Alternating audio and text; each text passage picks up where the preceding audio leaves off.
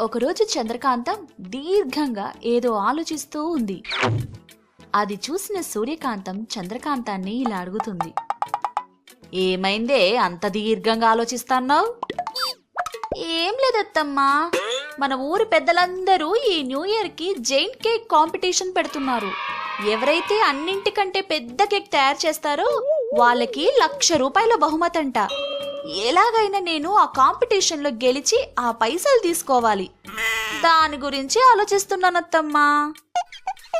అందులో ఆలోచించడానికి ఏముందే, ఎట్లాగో నీకు కేక్ చేయడం వచ్చుగా, వెళ్ళి గదే చెయ్యి. ఇది ఇంకొంచెం పెద్ద కేక్ కాబట్టి కొంచెం ఎక్కువ కష్టపడాలి అంతే. కొంపదీసి మళ్ళీ ఏదైనా దిమాక్ ప్లాన్ చేస్తున్నావా ఏంది? అయ్యయ్యో, నేను గట్లెందుకు చేస్తా అత్తమ్మా? ఈసారి చాలా నిజాయితీగా ఆడతా, కావాలంటే నీ మీదొట్టు.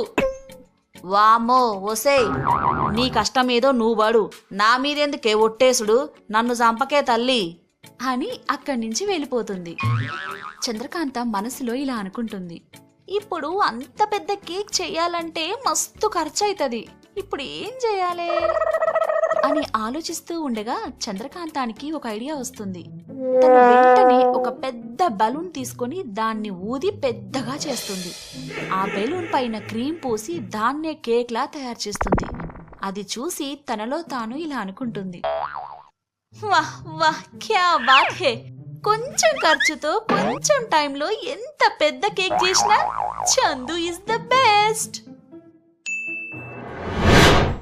ఆ పోటీ రోజు రానే వచ్చింది. అందరూ ఎంతో హుషారుగా తమ తమ కేక్స్ ని కాంపిటీషన్ కి తీసుకుని వచ్చారు. చంద్రకాంతం కూడా తన కేక్ ని తీసుకుని వచ్చింది.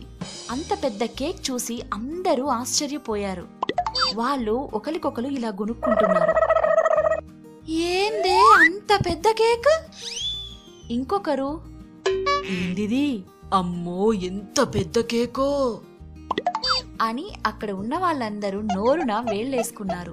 ఇదంతా దూరం నుంచి చూస్తున్న సూర్యకాంతం చంద్రకాంతం చేసిన కేక్ ని చూసి సూర్యకాంతంకి డౌట్ వచ్చింది. తన మనసులో ఇలా అనుకుంది. ఏంది, ఇంత పెద్ద కేక్ నా కోడలు తయారు చేసిందా?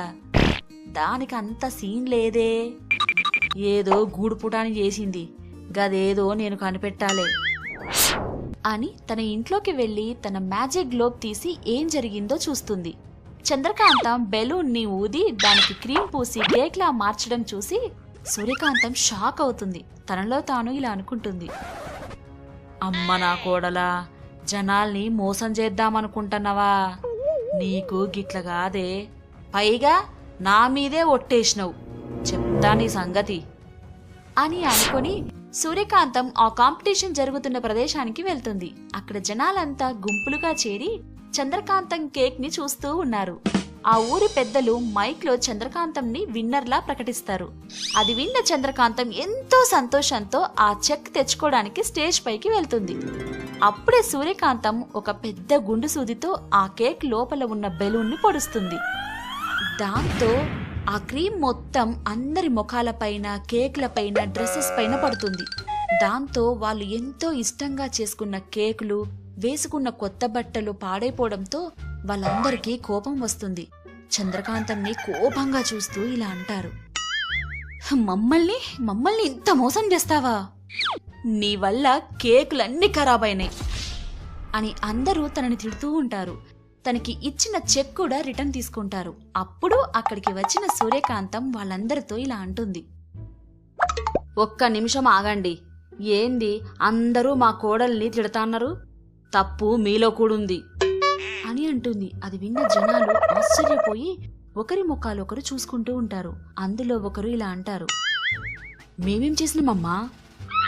దానికి సూర్యకాంతం, పండగ అనేది అందరూ కలిసి జరుపుకునేది, అంతేకాని ఇలా విడిపోయి చేసుకునేది కాదు. అందరూ విడివిడిగా కాకుండా మంచిగా కలిసి చేసుకుని ఉంటే అందరికంటే ఇప్పటి వరకు ఎవరూ చూడనంత పెద్ద కేకు తయారు చేసేటోళ్ళం. ఆ ప్రైజ్ మనీ మన ఊర్లో ఉన్న ఏదో ఒక సమస్యను తీర్చుకోవడానికి వాడుకునేవాళ్ళం. దీంతో అందరూ కలిసిమెలిసి ఉన్నట్టు ఉంటుంది, పైగా అందరికీ సమానంగా లాభం కూడా ఉంటుంది అని అంటుంది.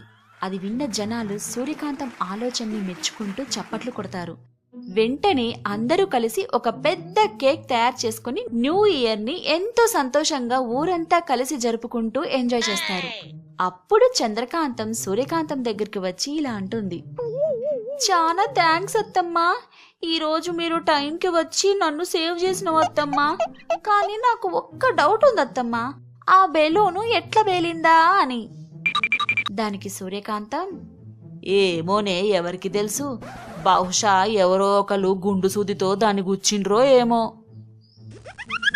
అని నవ్వుతూ అంటుంది. దాంతో ఆ బెలూన్ని పేల్చింది సూర్యకాంతమే అని చంద్రకాంతంకి అర్థమవుతుంది. సూర్యకాంతాన్ని చూస్తూ చంద్రకాంతం మనసులో ఇలా అనుకుంది,